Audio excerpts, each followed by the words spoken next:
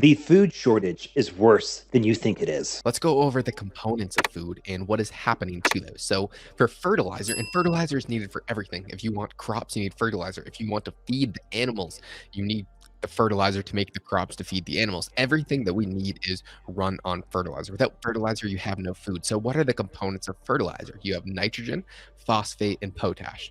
For nitrogen, right now, Russia and China produce the majority of it, and China's an extraordinarily authoritarian. They can't even leave their house to go grocery shopping type lockdown, so they will not be exporting any goods anytime soon. Russia, we've sanctioned them completely, so we're not going to be getting any goods from them, at least Western nations. So 21% of the global nitrogen supply comes from Russia, and 20% comes from China.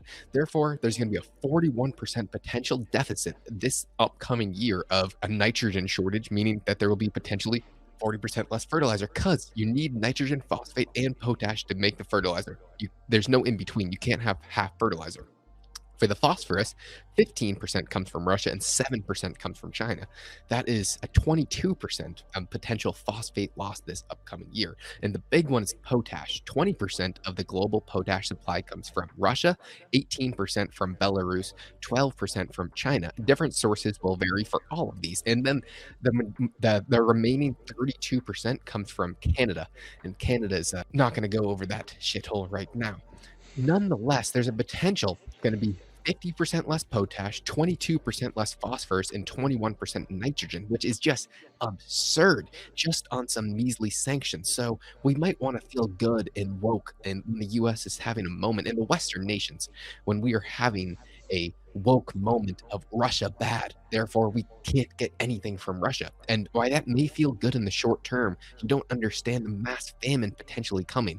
The US will most likely be fine because we will set the global food prices. The US has the strongest currency and we are the richest nation. As a percentage of per capita GDP, food is a very low cost of our income. For other nations, I mean, if these poorer nations that are forced into these sanctions to be friends with the good guys, they are going to potentially just have no food available because they're not going to be able to bid for any fertilizer. It is potentially just a really bad system coming in these next year or two. Absolutely. Rickards just did an interview on trigonometry where he called out kind of, Josh, what you're talking about, where when it comes to, take, for example, the hostilities in the Ukraine, of course, there's a human toll, which is tragic. It was just tragic from it. But there's also these like second and third order effects. So, for example, if you're, let's say, a smaller, poorer country who relies mainly on imports of food in order to feed your people, and you have nothing else to pivot to easily, that's a problem. It's one thing, for example, if Americans aren't able to buy mega stuffed Oreos anymore. It's quite another thing if there's absolutely nothing else to buy. When people are hungry, they notice that. Pisses people off. I will note that the Arab Spring was kicked off. I will note the Arab Spring was kicked off in large part by rising food prices. Takeaway is was riots going on due to these high food prices, and may I add, fertilizer prices have skyrocketed past what they were in 2012 during the Arab Spring times. We know people start to riot for three reasons: one, when there's not enough food; two, when there's not enough heat or energy to support a living situation, and three, when there's not enough shelter. The main two are the shelter and the food, but you can't have a warm shelter without the energy, and we've sanctioned that as well. Nonetheless, to feel good, we are risking catastrophic potential implications. We just need to do a classic risk to reward cost benefit analysis.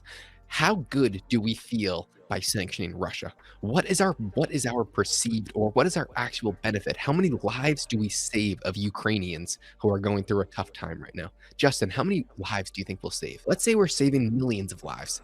I don't know what the population of Ukraine is, but let's say we save every single potential death that would occur in Ukraine, right? Due to these sanctions. If that was the case, how many more people have to die due to food shortages to offset that cost of sanctioning Russia?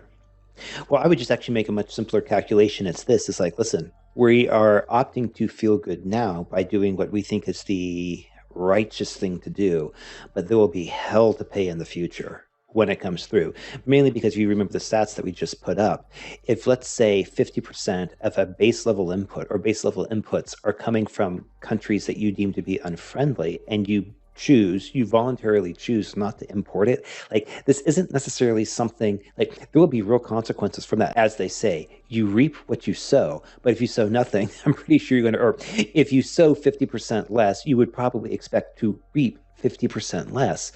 And the other thing, Josh, will note is that there's these stories. I haven't had time to look into it, but stories of how the logistics of the little fertilizer that we do have is running into issues getting into farmers. The reason this is important and time sensitive is the farmers need to put the fertilizer down when they plant the crops or whatever, right? You can't put fertilizer on. There's a time and a place for the fertilizer, and the window to use it appropriately is only so long. We sanctioned the US during March of 2020. They sanctioned farmers from using their entire crop. Like, let's say you have Mhm. 100 acres of land. They're saying, well, you can only use 50 acres. I don't know. I don't know the exact metrics, but I know that they prevented the total acres from being used for farmers, and they never put them back on. They just said, nope, we'll pay you. We'll pay you the rest of whatever you else would have made. So first off, that is very strange. Then the UK just came out and said that they will pay for farmers to retire or switch jobs. The railways are also getting shut down.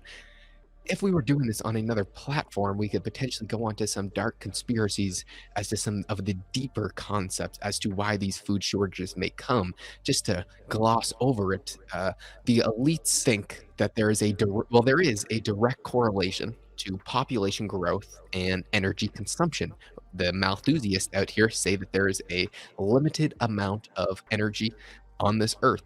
There's a finite resource. Yes, there is, but there's unlimited potential population growth. So they have said we either need to have three Earths to maintain our growing supply or have less people.